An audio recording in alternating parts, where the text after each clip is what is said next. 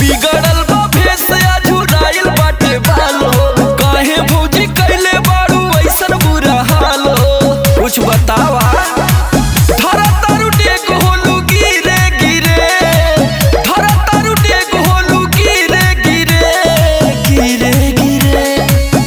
धीरे धीरे हो देवरू, धीरे धीरे का हो दहबो कमरिया देवरू, धीरे धीरे तहनी दहबो कमरिया देवरू, धीरे धीरे। बहुत ज्यादा पीड़ा होता काहे भौजी?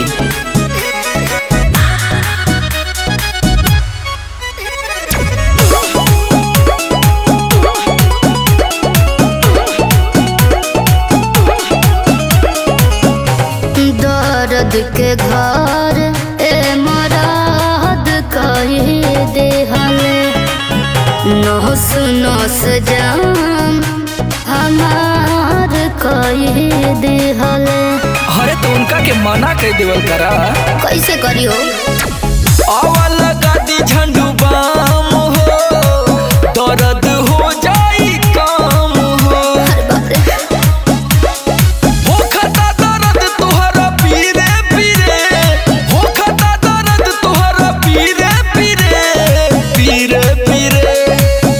धीरे धीरे हो देवरू, धीरे धीरे तनी दब कमरिया देवरू, धीरे धीरे तनी दब कमरिया देवरू, धीरे धीरे।